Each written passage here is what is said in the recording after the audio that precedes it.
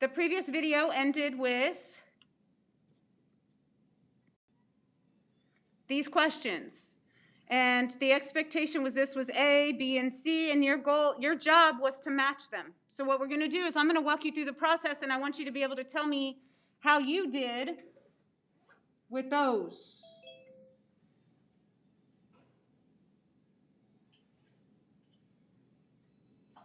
So let's see. Let's get started.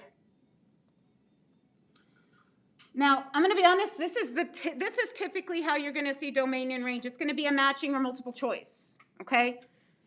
So there's different ways you can go about it. You can look at the graph first or the domain and range. I'm going to start with the domain and range. When I look at this, I see that it has a -4 to 2.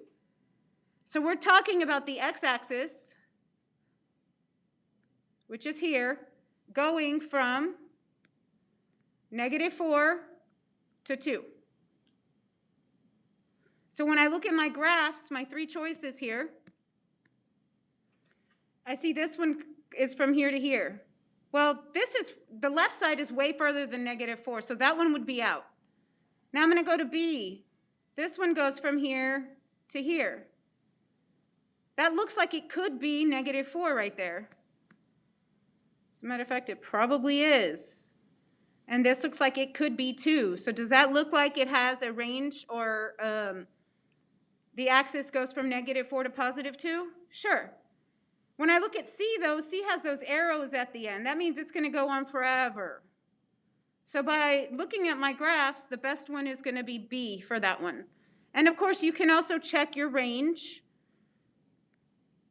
Our range down here, that looks like about a -2, and then this one would be a +4. So yeah, it would work as well. I love talking to a bunch of black screens. That's my favorite. Thank you, Asher. Okay, never mind. All right, so now we're going to look at, thank you, Nathan. Now we're going to look at the next one. If we're talking about domain and range of all real numbers, this is where arrows come into play. So that means it extends in both directions. The only one that has arrows is going to be C. And then, of course, by process of elimination, that leaves us with A. And I want to talk about A real quick. Can somebody tell me why those symbols don't have the equal sign as the part of the inequality? Does anybody know? Very good. Sabrina says it's an open circle. Whenever that circle is open, it doesn't have an equal sign. So when we look at this graph here, that point right there is an open circle for A. There's only 2 times you use the inequality symbol, or I guess it's always going to be less than when we have double. The only time you don't have the equal sign is when it's an open circle or it's infinity. Because infinity can't be equal to anything. It's kind of an open-ended solution, okay? All right, now let's look at a graph. I'm going to give you this graph. When you sketch a graph, guys, it doesn't need to be perfect. I'll model for you. Draw the Y and the X. You can label those. Maybe start the line here, or label where the graph intersects, and you can draw something as simple as that will work. Go ahead and draw that from now. For the next one, I do want you to sketch the graph again.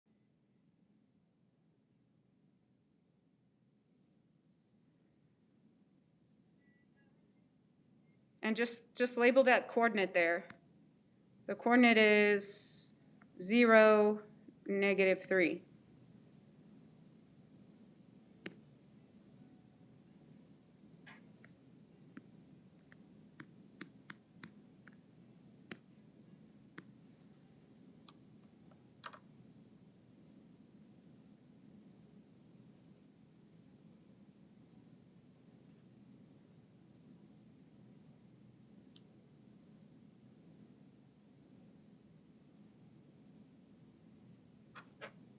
All right, now that you have your graph sketched, let's talk about domain. Domain actually extends in both directions because of these arrows. These arrows show that it's going to go off into both directions.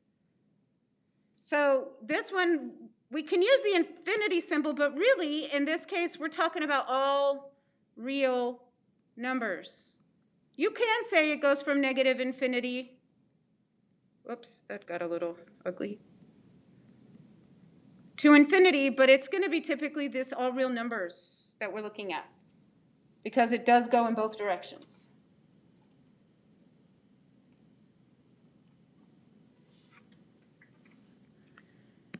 Now let's talk about range. Range starts here and goes up. So it's that y coordinate we're looking at. So for range, it's going to be all the y values that are greater than or equal to -3.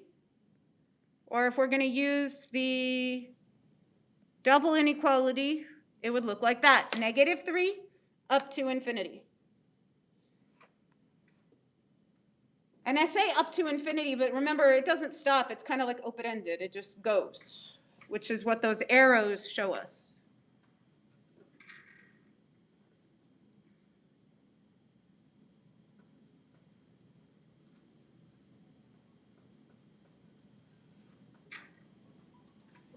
All right, let's look at another one. This one's tricky. If you're gonna, you can choose to sketch this graph or not. It's up to you. This one's kind of tricky.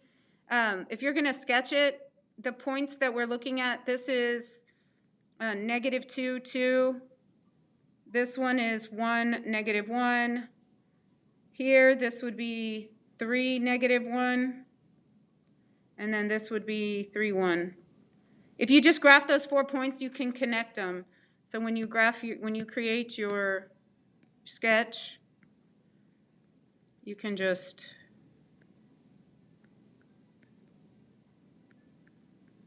something along that lines and then graph it.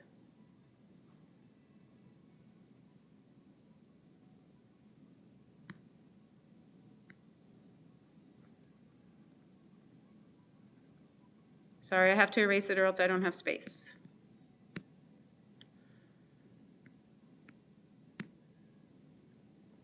All right, starting with our domain. I know some of you are still drawing, but I don't want to waste time here. Our domain is from left to right. So we start at a -2, and it ends at 3. Now this time there are no closed circles or infinity symbols, so this is how your domain is going to look. There's no just greater than, there's nothing like that. It's from -2 to 3.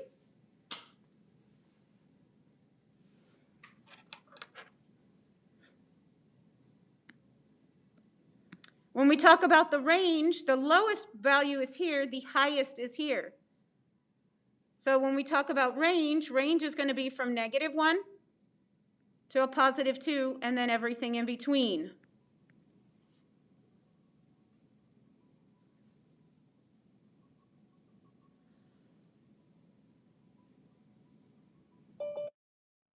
So there is, in this case, a starting and stopping point. So it's important to see that here.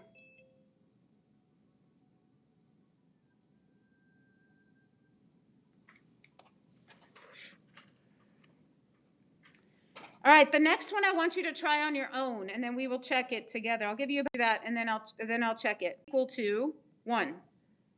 And again, starting at 1, it's all of those values, and it's going to continue because of that arrow.